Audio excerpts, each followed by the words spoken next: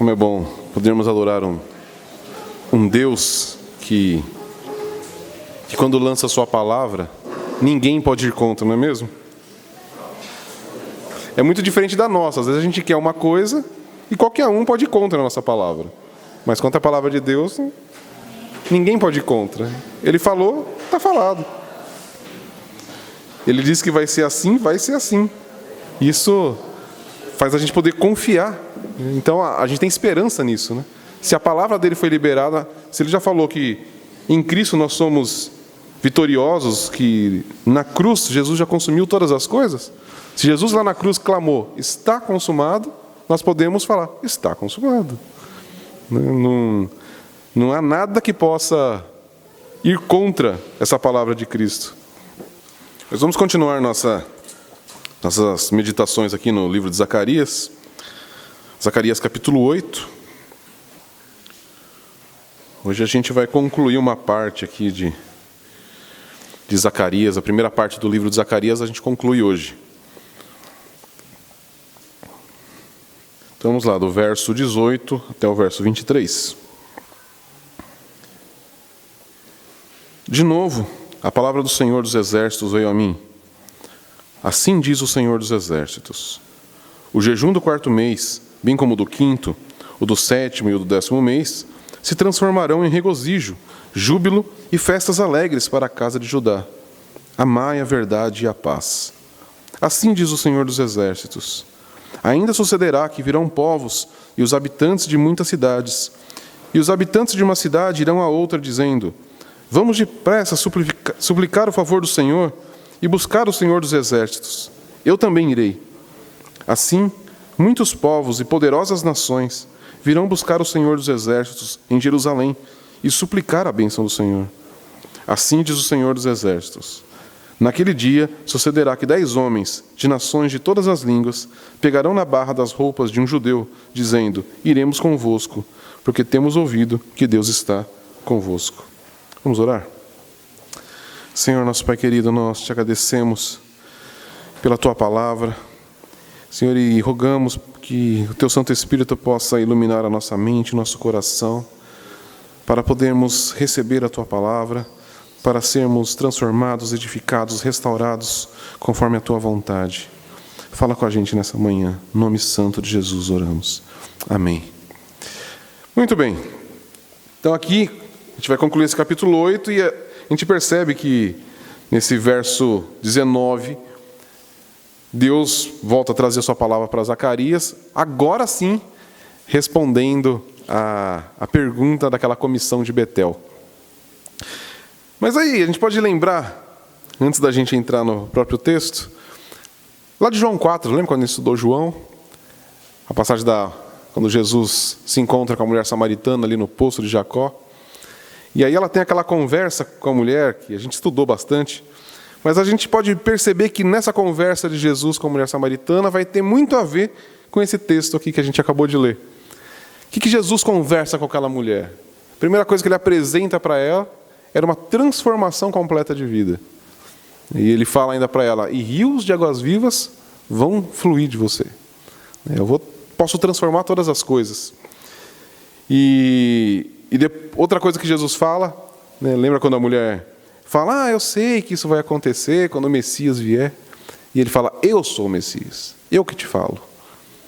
E uma terceira coisa que a gente vê naquele texto é que depois que aquela mulher percebe quem é Jesus, ela volta para sua aldeia, e aí daqui a pouco vem um monte de gente lá: ela falou de você, né, que você é o Salvador. E aí Jesus vai até aquele vilarejo lá de Samaria, e aquele lugar todo, pessoas são convertidas ao Senhor, são transformadas. Então aquela transformação que Jesus prometeu ali no início da conversa com a mulher, se realiza não só nela, mas nas pessoas em volta dela, aquelas pessoas que ela conhecia, que ela tinha contato. E a gente vai ver que esse texto de João 4 tem um contato direto com esse trecho final aqui de Zacarias capítulo 8. Então, como eu estava dizendo, aqui, né, porque você lembra quando a gente começou ainda no capítulo 7, quando vem aquela comissão de Betel até Zacarias, perguntando: A gente ainda tem que manter o jejum do 5º mês, lembram disso? E aí o Senhor traz uma palavra até contundente contra aquelas pessoas, falando, mas quando vocês jejuavam, era para mim? Quando vocês comem, é para mim? Não, vocês fazem tudo para vocês. Todas as atitudes religiosas de vocês são para vocês e não para mim. Então, Deus ali traz uma palavra pesada até para aquele povo, falando que o que vocês estão fazendo não tem nada a ver comigo. E se não tem nada a ver comigo, não faz nenhum sentido. E Ele nos exorta ali a praticarmos a verdadeira espiritualidade, que é agradar ao Senhor acima de todas as coisas. Então, tudo que a gente faz é para Ele. Em segundo lugar, a gente tem que fazer e contra, né, o nosso pecado. O pecado é a pior coisa que existe, é o que nos separa do Senhor. E aí, quando nos aproximamos dele, por causa dele, nós vamos se tornar parecidos com ele, e a gente vai poder levar isso para as pessoas, ser uma extensão do próprio Deus aqui na terra. E aí depois, na continuação, Deus vem com promessas de bênçãos para aquele povo. É interessante, porque Deus primeiro ele dá uma palavra dura ali, mas Ele mostra que Ele vai renovar todas as coisas. Ele vai trazer bênçãos, Ele vai transformar aquela cidade, Ele vai fazer daquele povo um referencial. E agora, no verso 19, aí Deus volta a falar do jejum. O jejum do 5º mês, bem como o do 7º e o do 10º, eles só tinham perguntado do 5º, vocês lembram? Mas agora Deus vai falar, todos os jejuns serão transformados em regozijo, júbilo e festas alegres. Isso aqui é muito interessante, né? Como Deus vem mostrando exatamente o que é isso. Para a gente perceber bem, a gente tem que entender, né, a questão toda que é a vida cristã. Tudo que diz respeito à vida com Deus é exatamente essa transformação da tristeza para a alegria, daquela situação precária para uma situação boa. É isso que Deus está mostrando, não foi isso que Ele mostrou no início do capítulo 8? Olha o que eu vou fazer com vocês. Lembra que a gente tem visto todo esse processo aqui de Zacarias? Se eles olhavam em volta na cidade, o que eles viam? Ruínas. E Deus está sempre falando, vou fazer de vocês uma grande nação, vocês vão desfrutar de bênçãos, vão desfrutar de coisas boas, porque eu vou fazer isso com vocês. E exatamente essa é a mensagem do Evangelho para a gente. O Evangelho ele não é nada mais, nada menos do que uma boa notícia. A boa notícia de que o Senhor está nos trazendo para Ele, está nos abençoando. E que Ele transforma a nossa tristeza em alegria. Se a gente lembrar lá do Sermão do Monte, a gente estudou isso com o Jefferson, aquela série de bem-aventuranças. Como o Senhor está mostrando, bem-aventurados que choram, porque serão consolados. O que é isso? É transformação. Tudo que Deus está falando ali é de situações precárias mas bem-aventurados. Vocês vão ver o que vai acontecer com vocês. Eu estou transformando a vida de vocês. E essa é a mensagem do Evangelho. Isso foi o que Jesus veio fazer. Então, a gente pode entender aqui, né, isso não é só em Zacarias, mas se a gente ler todos os profetas, a gente vai ver exatamente essa mesma mensagem. Deus vem, ele mostra o pecado do povo, mas Ele não simplesmente para no pecado do povo. Ele traz a solução, Ele traz a transformação, Ele traz a renovação de todas as coisas. E a gente pode pensar que Deus ele vem transformar o desespero então de Jerusalém, né, em prazer, o sofrimento em júbilo, tudo aquilo que eles estavam vivendo, né, a miséria em abundância, e a desolação em restauração, e principalmente o abandono na presença agora permanente de Deus no meio deles. Que é o que a gente viu, que é a principal bênção de todas, é a presença do Senhor no meio do seu povo. Amém? E como a gente tem visto também aqui em Zacarias, tudo praticamente que a gente tem estudado aqui se refere à vinda de Cristo. É um livro do Antigo Testamento, mas é quase que um proto-evangelho aqui, né, falando muito da vinda do Senhor Jesus. E nesse texto, claro que não vai ser diferente. Tá? Quando se fala aqui do jejum, a gente pode lembrar lá de Marcos capítulo 2. Vamos abrir lá. Vocês devem lembrar desse texto, a gente já estudou ele também. Mas Marcos capítulo 2, dos versos 18 ao 20. Vamos lá. Os discípulos de João, e aqui é João Batista, só lembrando, os discípulos de João e os fariseus estavam jejuando e foram perguntar-lhe: por que os discípulos de João e dos fariseus jejuam, mas os seus discípulos não? Jesus respondeu: acaso os convidados para o casamento podem jejuar enquanto o noivo está com eles? Enquanto o noivo está com eles, não podem jejuar. Mas chegarão os dias em que o noivo lhe será tirado. Naqueles dias jejuarão. Então a gente vê que esse assunto do jejum foi tratado pelo próprio Jesus Cristo. E com uma situação não idêntica à que a gente está estudando aqui, mas é uma pergunta que eles queriam entender de Jesus. Os discípulos de João jejuam, os fariseus jejuam, mas os seus discípulos não. A gente quer entender essa situação. A gente meio que especula qual era o real objetivo daqueles homens, se era tentar pegar Jesus, como sempre estavam tentando fazer, ou se de repente eles tinham, será que se eu seguir Jesus, então eu preciso parar de jejuar também, porque cansa, né? Meio parecido com o pessoal de Betel. Os discípulos de Jesus não jejuam, talvez se a gente se tornar discípulo de Jesus, a gente fica de boa também, não tem mais essa obrigação.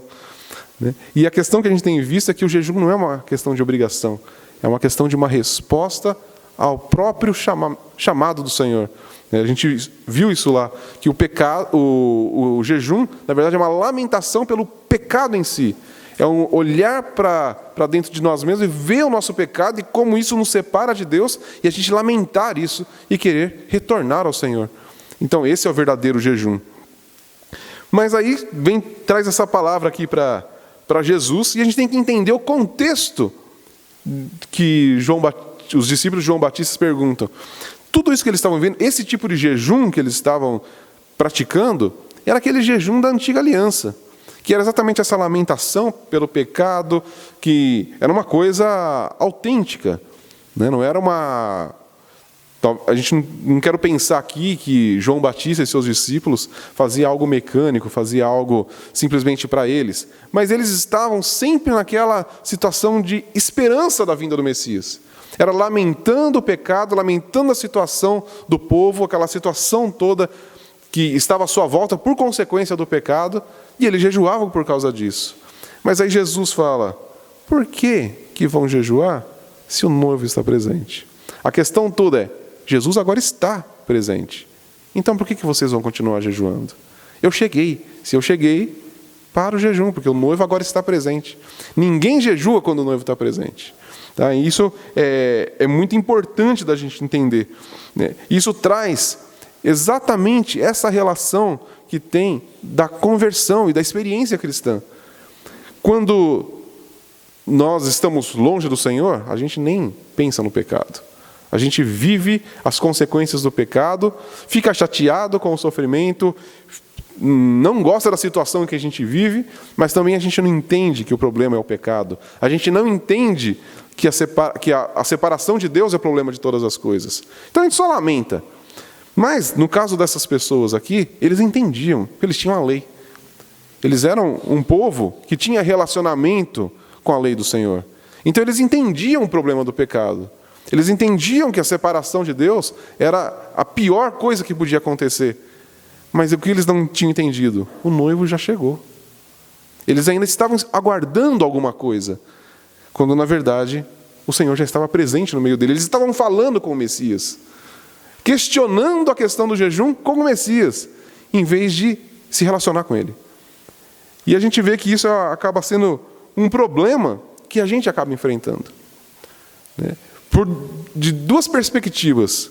A primeira é que a semelhança de muitas pessoas que não cristãs, que não tiveram nenhuma experiência com Cristo e que não entendem o problema do pecado, e muitas pessoas estão vivendo hoje dentro da igreja como se o pecado não existisse. Vai vivendo a sua vida de qualquer maneira, sem pensar nos princípios do Senhor, sem pensar nos preceitos, na lei do Senhor. Eu vou na igreja, eu faço as minhas orações, então tá bom. E a gente viu que não é essa a questão. A vida com Deus é uma vida de relacionamento com Ele. Então não é de frequentar a igreja, não é de ter uma experiência religiosa, mas é de viver para Deus, totalmente para Deus. Então a gente vê pessoas dentro da igreja vivendo, e a gente tem que entender, essa palavra que o Senhor está trazendo aqui em Zacarias, para quem que é? Para nações incrédulas? Pagãos? Não, é para o povo de Israel. Então é uma palavra direcionada para aqueles que conhecem a palavra do Senhor. Então é por isso que essa palavra é para a gente. Então, em primeiro lugar, a gente tem que entender a questão do nosso pecado, a necessidade que nós temos do Senhor, e não viver de qualquer maneira. Mas aí tem um outro público que é mais parecido com esse de João Batista aqui, e dos próprios fariseus, né, que, qual é a questão? O Messias está ali, presente, mas eu estou tentando aqui resolver o meu problema com a minha própria força. Eu ainda estou aqui na minha lamentação, eu estou aqui ainda no meu sofrimento pelo pecado, sendo que o Messias está aqui, o Cristo, o Deus encarnado, que veio restaurar todas as coisas, está aqui na minha frente e eu não estou ligando para essa verdade. Então a gente tem duas realidades. A primeira é de não considerar o pecado como um grande problema. E o segundo, considerar o pecado um grande problema, mas achar que eu posso resolver o problema. Que está na minha mão resolver o problema do pecado. Que se eu jejuar bastante, aí o Senhor se agrada de mim, aí eu ganho pontinhos com o Senhor. E ontem mesmo eu conversava com a Lu sobre isso. A gente tem assistido algumas séries de TV e existe uma temática que tem se repetido em filmes e séries diferentes sobre a questão da redenção. Sobre a questão da maldade do homem e do seu desejo por redenção. Só que o mais interessante, se podemos dizer, o mais triste disso tudo, é que sempre que se fala em redenção, Deus nunca está presente. É sempre a redenção parte do próprio homem. E, inclusive, existem algumas séries com temáticas cristãs. E, mesmo eles, Jesus Cristo não aparece na situação. É sempre o que o próprio homem pode fazer para se redimir. E quando o próprio homem tenta se redimir, ele vive num estado de tristeza total. Porque quando a gente olha para a gente, qual é a nossa condição de se redimir? O que eu posso fazer para alcançar o favor do Senhor? Nada. E aí a gente vai ficar lamentando. Então a gente vai jejuar com grande tristeza, porque a gente vai ver que o negócio está feio. E a gente fica tentando. E a gente faz as coisas, buscando uma redenção. E a gente não encontra essa redenção. Porque a redenção a gente só vai encontrar no Senhor Jesus. E é por isso, por essa questão toda que a gente vê hoje, como muitas igrejas não falam mais da cruz. Porque a obra do Senhor Jesus não é tão importante assim. O mais importante é o que a gente faz. O mais importante é você frequentar a igreja. O mais importante é você fazer campanha de oração. O mais importante é você fazer isso, é fazer aquilo. A obra de Cristo é um detalhe. Não, a obra de Cristo é o foco principal. Sem a obra de Cristo não existe razão de ser. A gente vê como as igrejas cada vez mais têm tirado a cruz dos seus símbolos. É só a gente olhar logotipos de igreja por aí. Quais tem a cruz ali? Pouquíssimas. A cruz é meio chato isso. Vamos fazer um negócio mais legal, foguinho. Vamos fazer qualquer outra coisa, água. Mas cruz, não. E isso é importante para a gente entender. Porque não é só uma questão de imagem, de marketing. É uma questão de que a própria igreja tem se esquecido da cruz. Tem esquecido da obra do Senhor. E se a gente se esquece da obra do Senhor, o que sobra? Lamentações, tristeza, sofrimento, angústia, porque a gente não consegue vencer o pecado, porque a gente não consegue achar redenção se não for em Cristo. E por isso, o Senhor vem trazendo essa palavra aqui, que Ele vai transformar o jejum em regozijo. Que essa é a mensagem de todo o Novo Testamento. O Novo Testamento não fala de tristeza. O Novo Testamento, ele lida com o pecado, claro que sempre vai lidar, porque o Senhor sempre vai lidar com o nosso pecado, mas Ele sempre vai levar isso para Cristo. É Cristo que resolve o nosso problema do pecado, é Cristo que resolve o problema do nosso sofrimento. Todas as respostas que a gente precisa está em Cristo, não nas coisas que a gente faz, não está nem na própria lei, não é em seguir o que está escrito nas Escrituras, estritamente que eu alcanço a redenção. Não vai alcançar. Em primeiro lugar, porque a gente não consegue cumprir o que está escrito aqui. É ou não é? Sem a presença do Senhor, sem estarmos unidos com Cristo, é impossível a gente cumprir a lei do Senhor. A gente vê isso no Antigo Testamento, quando o Senhor deu a lei, e a gente pode entender que um dos motivos do Senhor ter dado a lei É para mostrar, olha como vocês são ruins demais. Sem mim, vocês não podem fazer nada. Está aí a lei diante de vocês, vocês não conseguem cumprir. Vocês se esforçam, vocês tentam, lamentam, choram e continuam pecando. Só vão resolver o problema do seu pecado quando se unirem a mim. E é isso que a gente tem visto. Essa é uma mensagem de Zacarias, né? Lá em Zacarias 1, quando a gente estudou, tornai-vos a mim, e eu me voltarei a vós. Mas é estar nele, é jogar todas as coisas para ele, é viver para ele. A gente viu isso no início dessa situação toda com o jejum. É ele, o foco é sempre ele. Vamos até ele e ele resolve todas as coisas. Mas é estar unidos com ele. Amém? E por causa dessa situação toda que a igreja vive hoje, de não entender nem o pecado e nem a resolução do pecado em Cristo, é que nós temos uma igreja que vive chateada com a situação, desolada com a situação em que vive. Porque ela olha em volta e quer resolver o problema, não sabe como e se entristece, fica uma igreja triste, de cabisbaixa, que não sabe para onde ir. E não é para isso que o Senhor nos chamou. O Senhor está nos chamando para o regozijo, para a alegria, para a plena satisfação nele. Então, se a gente entender isso, entender a fé salvadora do Senhor, nosso pranto, nosso choro vai ser transformado em alegria e regozijo. Amém? E a questão toda não é que a gente não vai sofrer mais. Não é que agora, se a gente entender essa mensagem, acabou o nosso sofrimento. É isso que o Senhor está falando? Não. Se a gente lê o texto, ele não está falando que o sofrimento vai acabar, que as situações difíceis vão sumir, que não vai ter mais angústia. Não, o que ele está falando? Vou transformar todas as situações em satisfação e alegria. Então, as situações nós vamos continuar vivendo. Nós vamos continuar vivendo coisas aqui na terra até a volta do nosso Senhor. Mas, mesmo diante de todas essas situações, o Senhor transforma o nosso choro em alegria. Transforma o nosso choro em riso. É só a gente lembrar do Salmo 126, né? Quando o Senhor restaurou a nossa sorte, a gente ficou como quem sou. E agora a gente começa a rir, a gente começa a sorrir, a gente começa a se alegrar, a celebrar. Não porque a situação mudou, mas porque a nossa perspectiva mudou. Porque agora nós estamos conectados com Ele. Então a gente pode novamente se alegrar. E pensando agora no texto de Marcos que a gente leu, tem uma frase ali que Jesus fala, que tem muita discussão teológica em cima disso. Quando Jesus fala, se o noivo está aqui, por que vão jejuar? Ninguém jejua enquanto o noivo está presente. Mas dias virão em que o noivo não estará, e aí nesse dia jejuarão. E aí muita gente especula, o que é? Será que é quando então Jesus subir aos céus e até ele voltar? Mas pensa, se Jesus estivesse falando disso, a gente viveria agora nessa situação que ele falou, é momento de pranto, é momento de choro. Mas não é o momento que a gente vive.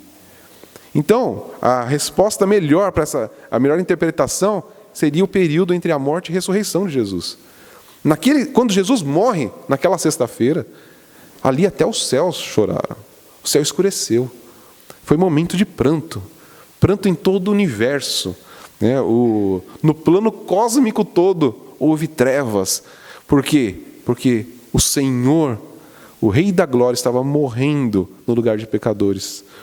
E ali, momento de pranto. E naqueles dias, naquele período, entre a sexta-feira e o domingo de manhã, era momento de choro. Mas chegou o domingo de manhã.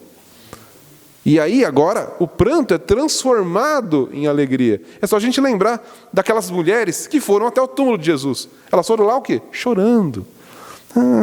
Aí chegaram lá, o túmulo está vazio. E aí o anjo pergunta, por que vocês estão aqui? Por que não, Senhor? Por que vocês estão procurando ele entre os mortos? Ele já está vivo. Então vai correndo, avisa os outros que ele ressuscitou. Não é mais momento de chorar, é momento de alegria, porque ele ressuscitou. Então essa é a mensagem. A mensagem da ressurreição, ela é o que vai fazer toda a diferença na nossa perspectiva cristã. Porque a ressurreição de Cristo transformou todas as coisas. Essa é a grande mensagem do Novo Testamento. A ressurreição de Cristo nos dá a esperança da nova vida. A gente vê lá, Paulo trata muito desse assunto. Morremos com Cristo, mas ressuscitamos com Cristo. Então a questão da morte de Cristo levou ao nosso pecado. Ali, o problema todo do pecado que a gente tem visto aqui, que era o problema do jejum, que era o motivo real do jejum, que era tratar com o pecado, foi resolvido na cruz. E lá na cruz o nosso pecado estava morrendo com Cristo. Mas quando Cristo ressurge, Ele ressuscita, Ele traz o quê? A restauração. Ele está trazendo uma nova vida para a gente. Paulo vai falar lá em Romanos que Jesus foi entregue por causa das nossas transgressões, mas ressuscitou para a nossa justificação. Está lá em Romanos 4, 25. As transgressões, o nosso pecado, trouxe a morte para Jesus. Só que a ressurreição dele trouxe a nossa justificação. Então, por causa que Cristo ressuscitou, nós estamos agora conectados com o Senhor. E isso é motivo de alegria. Isso não é mais motivo de choro, de pranto. Então a gente vai continuar aqui vivendo as coisas todas aqui na terra, mas com a perspectiva da ressurreição do Senhor. E com a esperança da nova vida, que Cristo vai retornar. E aí, quando Ele voltar, aí sim, todas as coisas serão transformadas de uma vez por todas. Aí nem esse sofrimento que Paulo fala, tão pouco tempo e tão pequena tribulação que a gente vive nesse período, nem essa mais vai ter. Aí a gente vai viver em uma plenitude total, com alegria total. E se a gente lembrar de Apocalipse, o Senhor Jesus falando que ali nem mais a noite haverá. Isso é significativo, porque a noite sempre representa esse momento complicado. Embora sei que muitas pessoas gostam da noite, mas a noite ela é escura, ela é fria, ela é perigosa. As pessoas não gostam de sair à noite sozinhos. Só que, então, quando Deus fala que não vai ter mais noite quando Cristo voltar, é o que? Acabou tudo. Agora não vai ter mais o momento da escuridão, não vai ter mais o momento do perigo, não vai ter mais o momento do medo, porque agora Deus vai ser a luz constante. E é isso a nossa expectativa. Mas por que isso? Porque Cristo ressuscitou. Se Cristo não tivesse ressuscitado, é vã a nossa fé. Nada faz sentido. E esse é um outro problema que a gente encontra na igreja. Boa parte da igreja já não acredita mais que Cristo ressuscitou. Sabiam disso? Não é um absurdo? Acreditam que Jesus morreu, mas que Ele não ressuscitou. E por isso que Paulo fala, se Ele não ressuscitou, cadê a nossa esperança? Cristo morreu, que triste. E é triste, e parou aí. Vamos lamentar então a morte de Cristo. E que pena, olha que coisa. Então, qual seria a nossa mensagem? Jesus morreu. Vamos chorar, vamos lamentar, porque agora acabou a esperança. Não, mas Ele ressuscitou. E aí mudou todas as coisas. Porque Ele ressuscitou, agora nós estamos aqui, por quê? Porque Ele morreu? Não, porque Ele morreu, mas ressuscitou. As duas coisas. Ele morreu e ressuscitou, e por isso nós estamos aqui. Sem isso, não teria essa renovação total aqui, essa palavra que o Senhor trouxe aqui para Zacarias, para aquele povo, e traz para nós. Vou transformar o jejum de vocês em alegria. Tá? Agora, isso quer dizer o quê? Que a gente aboliu o jejum? Não, mas a gente estudou lá que o jejum ainda é praticado. A gente pode praticar o jejum quando é para Deus, quando não é para buscar as nossas bênçãos, quando não é para procurar uma situação melhor. Quero um melhor emprego, então vou fazer um jejum. Não tem nada a ver com isso. Jejum é pro Senhor, porque nós temos nos agradado do Senhor e queremos agradá-lo, nós jejuamos. Mas a diferença que existe entre aquele jejum e esse jejum que é proposto aqui, porque o Senhor fala, eu vou transformar o jejum de vocês em regozijo. Deus não está falando, pode parar de jejuar e agora só festeja. Eu vou transformar o jejum em alegria. Então, diferentemente do que era aquele jejum, nós jejuamos, mas não com tristeza. Nosso jejum não é um negócio que a gente fica morrendo. Não, nosso jejum é o quê? Motivo de alegria. Nós vamos jejuar, sim, porque nós queremos agradar ao Senhor. E vamos fazer isso em festa. Nós não vamos ficar... E é por isso que quando Jesus ele vai falar lá, quando vocês jejuarem, lembra disso? Não sai na rua com aquela cara de eu estou jejuando, por isso que eu estou assim. Não, lava o rosto, como se você estivesse bem. Por quê? Porque as coisas mudaram. Então a jejua é um relacionamento nosso com o Senhor. Não é para a gente ficar lamentando, não é vida difícil, que dureza, o pecado. Não, eu olho o pecado, choro pelo meu pecado, mas naquele momento já é a transformação, porque aqui o Senhor diz, se confessar os nossos pecados, Ele é fiel e justo para perdoar os nossos pecados. Então quando nós pecamos, o Espírito Santo é que traz essa consciência para a gente, nós chegamos diante dEle, podemos chorar ali, com tristeza pelo nosso pecado, mas antes de levantar daquele lugar, Ele já nos perdoou. E a gente sai com essa convicção, eu estou perdoado. Então eu não preciso sair daquele momento chateado, triste. Eu vou sair o quê? Renovado, porque eu sei que eu estou conectado com Ele, que os meus pecados já foram pagos na cruz do Calvário, e que Ele já ressuscitou para a minha justificação. Então o meu jejum vai ser alegre, vai ser de regozijo, vai ser de satisfação no Senhor, não vai ser de tristeza. Amém? Quando a gente entende isso, e é o que o Senhor está falando para eles aqui, porque a gente tem que entender o motivo todo que eles estavam vivendo. Eles tinham acabado de sair do cativeiro por causa do pecado. Eles foram afligidos ali porque o próprio Senhor conduziu a isso. E quando a gente entende essa situação, e o que o Senhor está mostrando aqui, que quando eles agora entendessem a vontade do Senhor e se unissem com o Senhor, eles iam perceber que agora, aquele momento que eles passaram, aquele cativeiro, não era Deus afligindo eles por Deus ser cruel, mas era o quê? Uma disciplina amorosa do Senhor, trazendo eles de volta. E vai ser a mesma coisa com a gente. Quando a gente passar situações difíceis na nossa vida, o que a gente vai olhar? Não para Deus, o Senhor nem me ama mais, o Senhor me abandonou. Não, a gente vai entender, se eu estou passando isso, é porque o Senhor está me disciplinando e me trazendo para perto dEle. Ontem mesmo eu conversava com o Jefferson sobre isso. Quem aqui não passa situação difícil? Alguém aqui está na vida de boa, tranquilão, sem problema algum? Não! Todos nós temos problemas, situações diversas. E a gente olha para a situação e que a gente vai olhar para elas e ver o quê? O Senhor está me disciplinando. Porque a gente vê que nada foge do controle do Senhor. O Senhor não está lá vendo a nossa situação, puxa, eu queria tanto fazer alguma coisa por Ele, mas não consigo. Não. Nosso Deus é todo poderoso. Só que se Ele não intervém numa situação, por que é? Porque aquela situação vai nos conduzir para Ele. Vai nos transformar, nos tornar mais parecidos com Cristo. E é sempre esse o objetivo. Nada que acontece, a gente pode lembrar de Romanos 8, que Paulo fala lá, porque todas as coisas cooperam para o bem daqueles que amam a Deus. E o que são todas as coisas? Todas as coisas. Não tem, essa situação, o Senhor vai usar essa daqui, aconteceu e passou. Não, todas as coisas cooperam. É que o pessoal interpreta muito errado esse texto, achando que tudo vai ficar bem com a gente. Não, todas as coisas cooperam para o bem. Qual é o bem?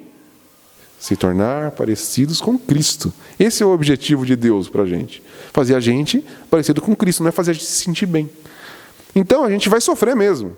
Só que quando a gente entende que todas essas situações estão nos levando para perto do Senhor, nos fazendo mais parecidos com Cristo, a gente vai inclusive se regozijar nas aflições. Não é isso que o Paulo fala lá no capítulo 5 de Romanos?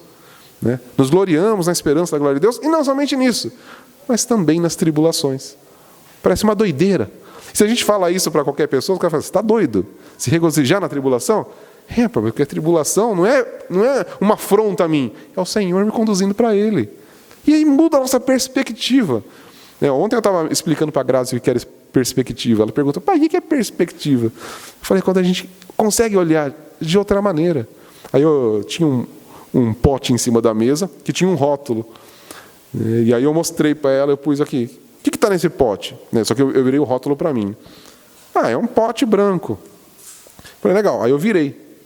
E agora? Agora tem uma marca. Falei, pois é, mudou o pote? Não, mudou a perspectiva. E é isso que o Senhor faz. Não é a situação que muda, A gente está passando uma situação difícil, e não é porque agora a gente fez uma oração, a gente olhou para o Senhor, o problema sumiu. Não, ele vai continuar ali, até o Senhor decidir que é o momento de tirar ele dali. Só que a perspectiva muda. A gente não vai olhar aquele problema como uma afronta a gente. A gente não vai olhar como Deus castigando, como Deus sendo cruel, ou um Deus indiferente. Não, é o Deus que está nos disciplinando, nos trazendo para Ele. Então eu posso me regozijar nisso. Porque não é, Deus se esqueceu de mim. Não, eu vejo uma situação difícil, Deus está cuidando. Deus está comigo, Deus está me moldando. Se a gente olhar as situações, os sofrimentos, as tribulações dessa maneira, a gente vai se regozijar nele. Então o nosso jejum é transformado em festa. Amém? Mas vamos seguindo aqui. Ainda no finalzinho aqui do verso 19, é interessante, né, que tem um ponto e vírgula ali, Deus está falando, transformar em regozijo, júbilo e festas, amai a verdade e a paz. Né? Parece que, de repente, do nada ali surge essa frase, mas a gente entende aqui uma coisa que acontece com a gente. Quando a gente entende tudo isso que Deus tem feito com a gente, essa transformação, essa mudança de perspectiva, isso nos faz o quê? Nos dá ânimo para fazer a vontade do Senhor. É ou não é? Quando a gente fica preso nos nossos problemas, onde está o nosso ânimo para fazer a obra do Senhor? A gente não tem. Porque a gente está lá lamentando os nossos problemas. A gente fica olhando para eles, lamentando a nossa vida. Ó céus, ó dia, ó azar. E a gente não olha para o plano de Deus. Mas quando a gente percebe, Deus está trabalhando em todas as coisas, Deus está fazendo tudo cooperar para o meu bem, então eu vou agradá-lo mais ainda. O que eu posso fazer? O que o Senhor quer de mim? Como que eu posso seguir adiante e fazer a obra do Senhor? Então, a gente vai agora buscar a verdade, a gente vai buscar a paz, a gente vai trabalhar em função de alguma coisa e não ficar passivo lá esperando alguma coisa acontecer. A gente vai realizar alguma coisa do Senhor. O nosso jejum passa a ser um jejum ativo, que faz alguma coisa, que busca realizar a vontade do Senhor, que busca estabelecer o reino do Senhor aqui nessa terra. A gente vai ter um zelo ativo pela obra do Senhor. Ele vai alimentar a nossa chama. A confiança no Senhor nos dá coragem para fazer a obra de Deus. Se a gente olha para os nossos problemas, fica lá chateado, como que a gente vai pregar o Evangelho? Alguém fala alguma coisa, porque a situação está difícil, fala, tá mesmo, olha, está difícil. E aí fica os dois lamentando, quando ali seria uma ótima oportunidade para pregar o Evangelho. Mas não, a gente, é verdade, está tudo difícil, não sei mais o que fazer. Então, se a gente, que é o povo de Deus, que se relaciona com Deus, chega para um incrédulo e fala, eu não sei o que fazer, o que ele vai falar? Nem esses caras aí não tem resposta. Não, mas nós temos a resposta, essa é a grande diferença. Nós continuamos vivendo, como eu falei, com as tribulações, só que nós temos uma resposta acessível. Nós temos o Senhor. E é isso que nós temos que levar para as pessoas. Se a gente não consegue entender, a gente não vai ter o zelo pela obra do Senhor. A gente não consegue nem proclamar as verdades do Senhor, porque a gente está tão preso nas nossas complicações que a gente não consegue seguir avante e ser o que o Senhor nos propõe. Que é uma mensagem aqui de Zacarias. Lembra quando a gente estudou o candelabro? Que a visão do candelabro, que é da igreja, de proclamar. A gente não vai conseguir fazer isso. E a gente vai ver que essa é a tônica agora que o Senhor continua trazendo. Aqui a partir do verso 20. Então, só fazendo uma associação com João capítulo 4. Então o Senhor propõe para ela, para a mulher samaritana, uma transformação. E a mesma coisa que a gente vê aqui, esse primeiro passo é uma transformação. A segunda coisa que a gente vê aqui, está no verso 20, ainda sucederá que virão povos e os habitantes de muitas cidades. E os habitantes de uma cidade irão a outra dizendo, vamos depressa suplicar o favor do Senhor e buscar o Senhor dos Exércitos. Eu também irei. Então, agora a gente está vendo um outro movimento. O primeiro é o movimento do povo de Deus, que tem agora a sua vida transformada. E por causa disso, agora muitas nações virão buscando o Senhor. Isso a gente vê que que é o que acontece no Novo Testamento. O cumprimento dessa palavra exata aqui de Zacarias está onde? A gente pode pensar lá que é no dia de Pentecostes. Ali começa o cumprimento dessa profecia de Zacarias. E vem seguindo até hoje.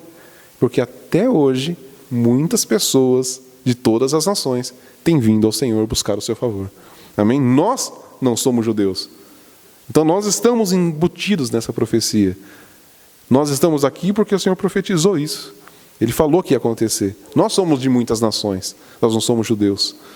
Mas nós chegamos até Ele, clamando o favor do Senhor. Amém?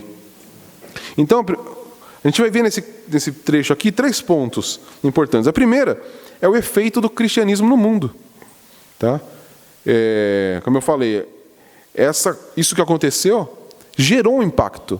E se a gente lembrar do dia de Pentecostes mesmo, quando o Espírito Santo vem e ele inunda aquele lugar onde a primeira igreja, ali a gente pode dizer que inaugurou-se a igreja, né, com a vinda do Espírito Santo. Eles estavam ali orando, aquelas 120 pessoas, o Espírito Santo vem sobre eles. E a gente entende que o Espírito Santo é que faz toda a obra do Senhor, Ele faz tudo isso acontecer. Quem opera toda a obra é o Espírito Santo. Quem morreu na cruz foi o Senhor Jesus Cristo. Mas quem faz a gente compreender tudo isso? Quem faz a transformação no nosso interior é o Espírito Santo. E isso acontece naquele momento. E quando aquelas pessoas percebem a transformação, eles que lamentaram a morte de Cristo, estavam ali os apóstolos de Jesus, que lamentaram, que choraram naquela noite de sexta-feira, naquele sábado, se fecharam num lugar lá, escondidos. Agora eles estão ali recebendo o Espírito Santo. E aí pessoas começam a chegar.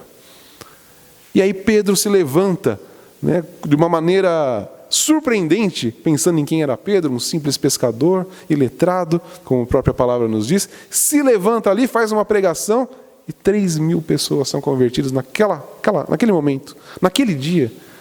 Isso é uma obra total do Senhor. Não está na capacidade de Pedro, não estava na capacidade daqueles 120, que a gente vê que eles eram medrosos, mas agora transformou, eles não eram mais medrosos. Agora eles pregavam sem medo. Estava nem aí. Saía, orava pelas pessoas, fazia o que fazia. Por quê? Porque agora o Senhor estava com eles. O Senhor transformou.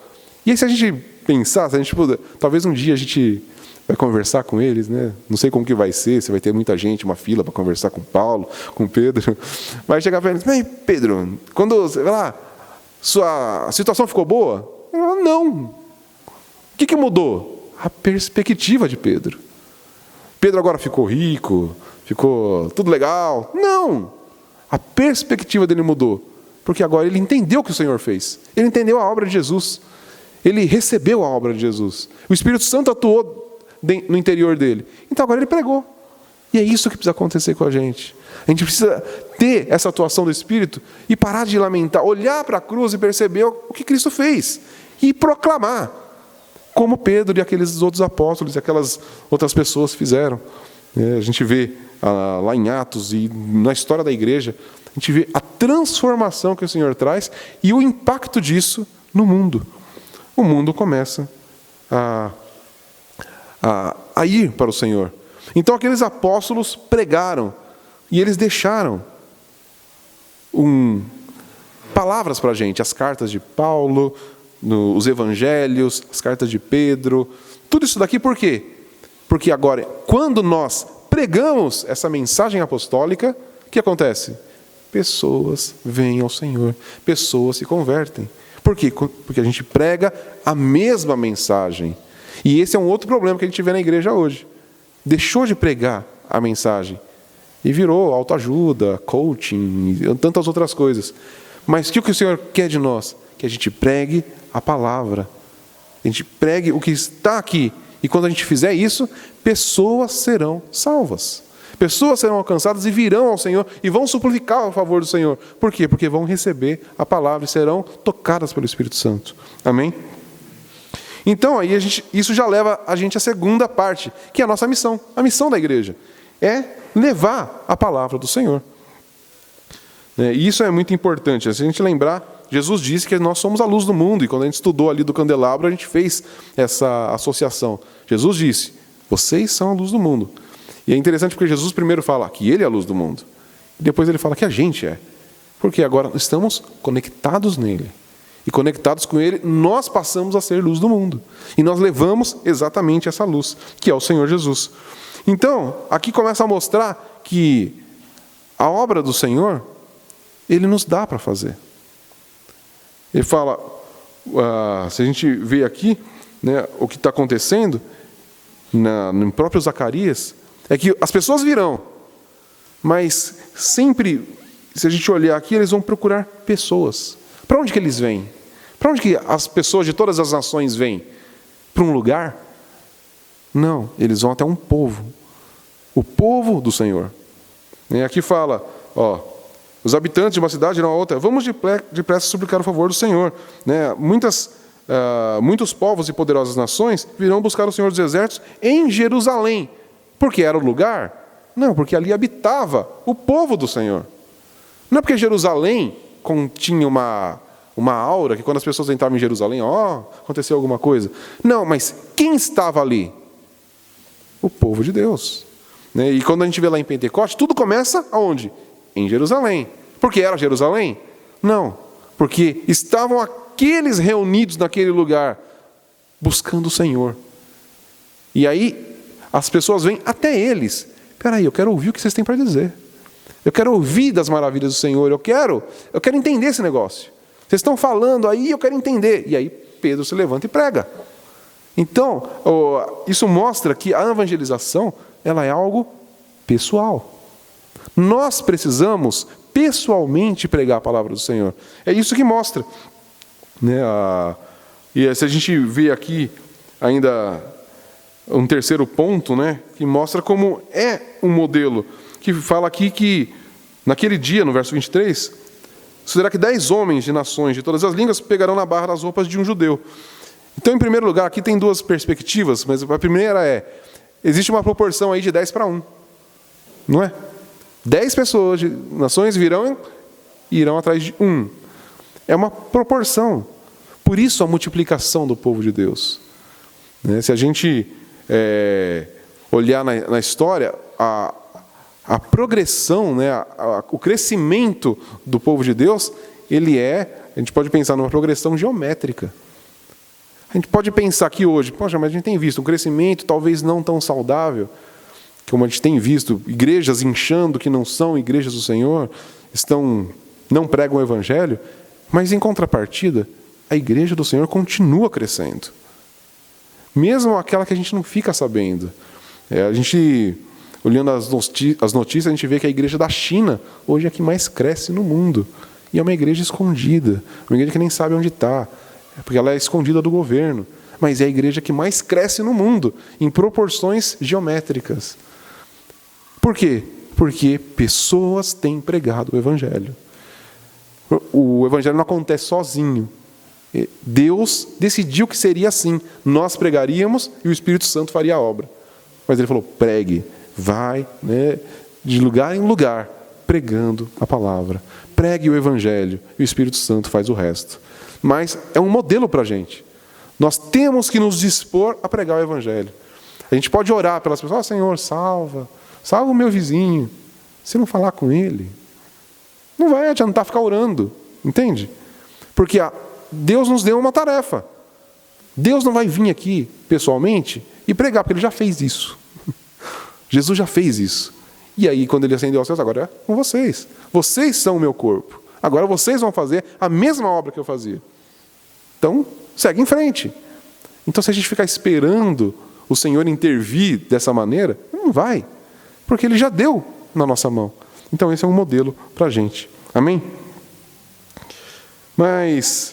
E a gente pode lembrar, né, da palavra de Paulo lá em Romanos. Como invocarão se não creram?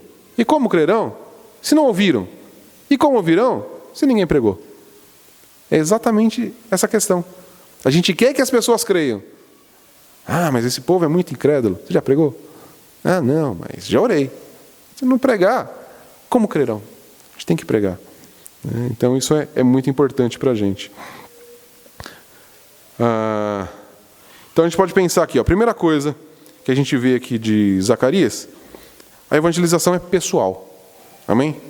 Isso a gente tem que entender. Mesmo quando existe essa pregação como que eu estou fazendo aqui, ela tem que ser pessoal. Ela não é é um diálogo aqui, é uma comunicação pessoal. Não estou jogando palavras e aí pega quem quer. Não, é pessoal. E toda a evangelização, ela é pessoal. Ela consiste em transmitir uma mensagem do Evangelho. Isso é importante também. Não é chegar lá e ficar falando abobrinha. Não, porque eu vou orar por você. Se não pregar o Evangelho, não acontece nada. Não é chegar a pessoa, estou orando por você. Muda alguma coisa? Não. A pessoa não se converte porque você falou para ela que está orando. Ela vai se converter quando você falar do Evangelho.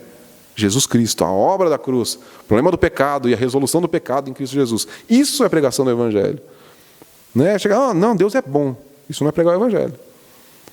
Pregar o Evangelho é mostrar o que para as pessoas? Todos pecaram, estão separados de Deus. Mas Jesus, o Deus encarnado, morreu na cruz do Calvário em favor de pecadores. E todo aquele que crê nele será salvo. Essa é a mensagem bem resumidinha aqui do Evangelho. Só que a gente tem medo de pregar essas coisas. Essa é a grande verdade. É muito ruim chegar para uma pessoa porque você pecou. Que a gente fala, não, existem pessoas bem piores. Eu sei que você não é uma má pessoa, mas Deus pode melhorar. Não, isso não é a mensagem do Evangelho, não.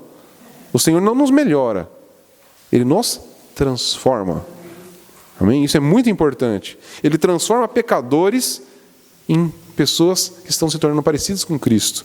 Ele transforma condenados à ira eterna em filhos, cordeiros com Cristo de todas as coisas. É uma transformação, não é uma melhora.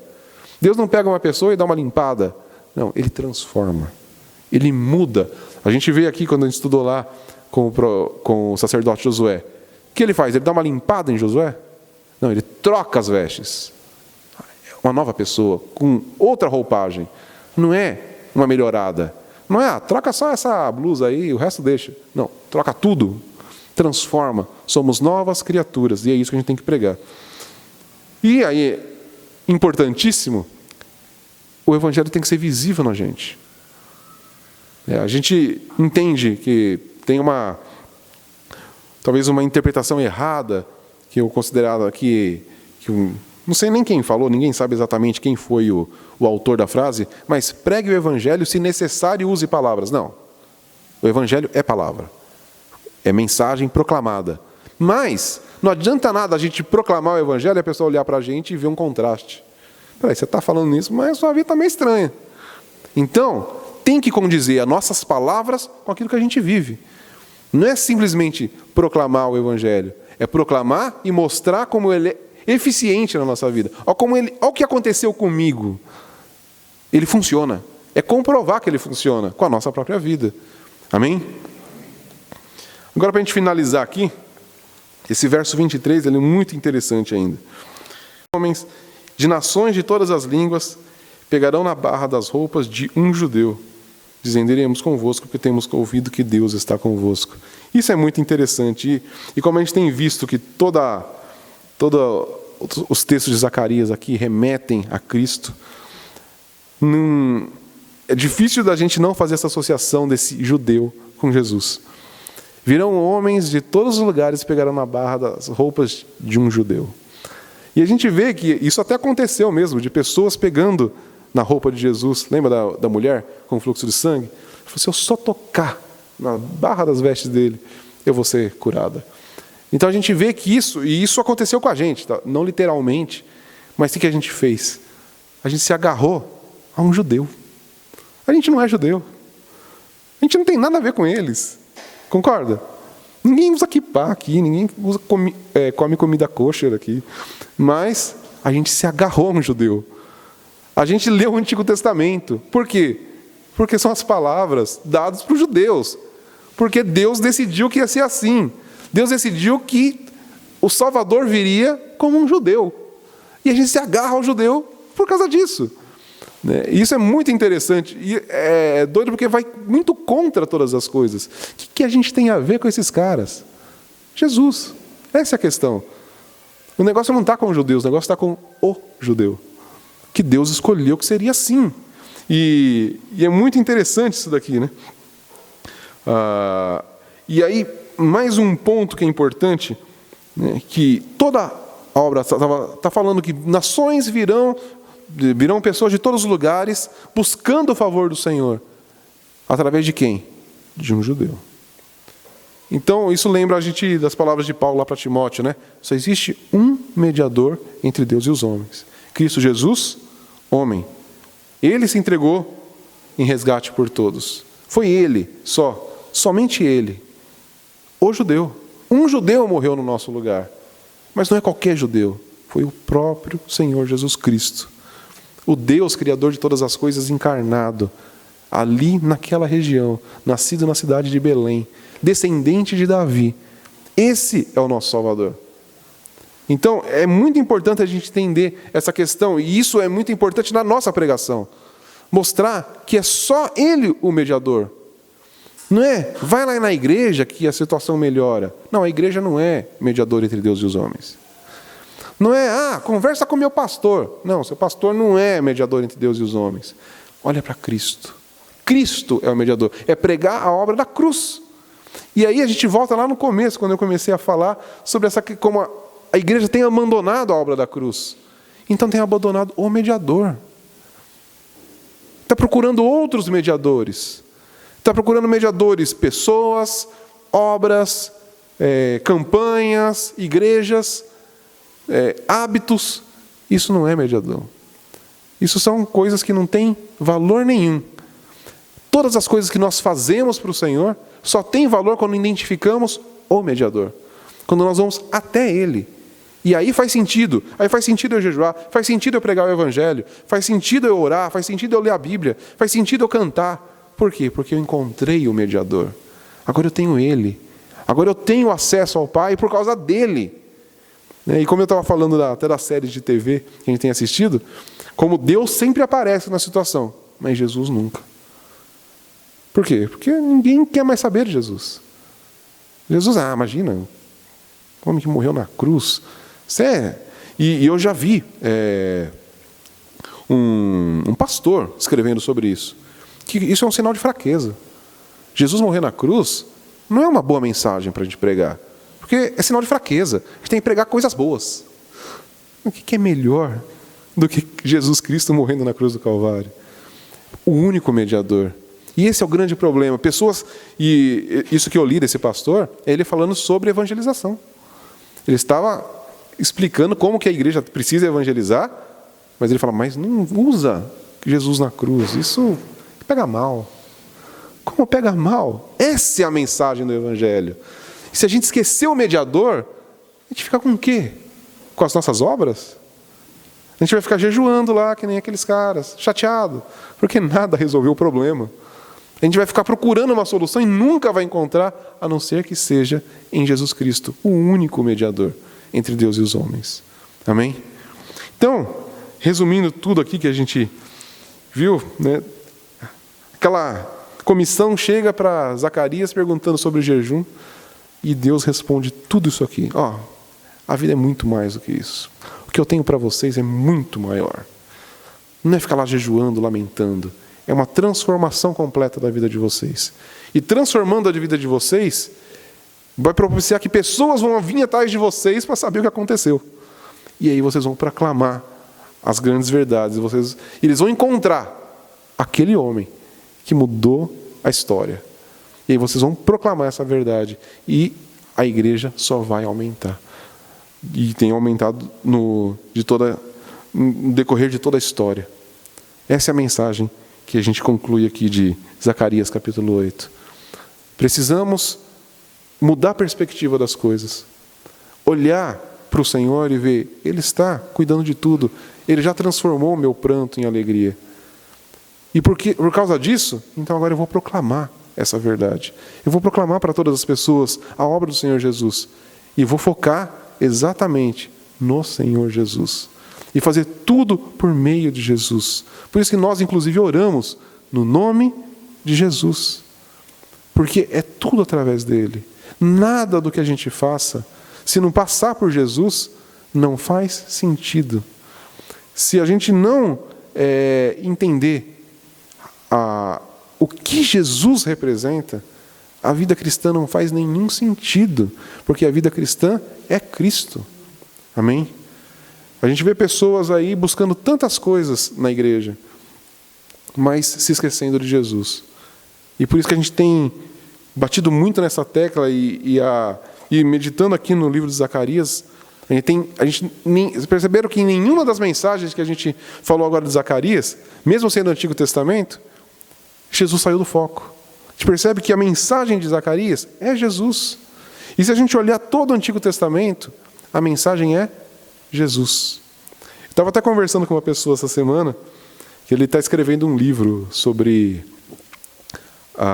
encontrando Cristo nas Escrituras, em toda a Escritura. Então fiquei até curioso para ler esse livro dele. Ele falou que ele acabou de escrever e vai lançar o livro. E aí ele fez uma pergunta para mim. Ele falou, se você pudesse resumir toda a Bíblia numa palavra, qual seria? Jesus. E aí ele entrou nos argumentos do porquê. Primeira coisa, Jesus é a palavra. Então, e se a gente lembrar, e a gente estudou isso lá quando estudou Gênesis, e quando a gente estudou João, capítulo 1 também, quando Deus cria todas as coisas, o que é? Pela palavra. Então, tudo é por meio de Cristo. Todas as coisas são feitas por meio de Cristo. Paulo vai falar, tudo se fez por meio dele. Deus quis convergir em Cristo todas as coisas. Então ele é central, ele é o único mediador. Se a gente tirar Jesus da jogada, acabou tudo. E essa é a grande diferença. As pessoas falam, não, mas nós somos de grandes religiões aí, nós cremos em Deus. Mas crê em Jesus? Não adianta falar que crê em Deus. Se não crê em Jesus, não crê em Deus. O que Jesus fala? Quem vê a mim, vê o Pai. Quem não me recebe, não recebe o Pai. Quem não está conectado comigo, não está conectado com o Pai. Então, Jesus é a razão de todas as coisas. O Pai enviou o Filho. E para que nós pudéssemos ter acesso ao Pai, precisamos do Filho. Para poder ter acesso ao Espírito Santo, quem envia o Espírito Santo? O Filho. Então, se recebemos o Espírito Santo, é por causa de Cristo. Se temos acesso ao Pai, é por causa de Cristo. Se a nossa tristeza é transformada em alegria, é por quê? Por causa da obra de Cristo. Se nós podemos ter esperança de uma nova vida, é por quê? Porque Cristo ressuscitou e vai voltar. Percebe que tudo converge em Cristo. E a gente nunca pode perder essa mensagem. Cristo é o centro de todas as coisas. Ele é o centro da vida cristã. Ele é o Senhor da igreja.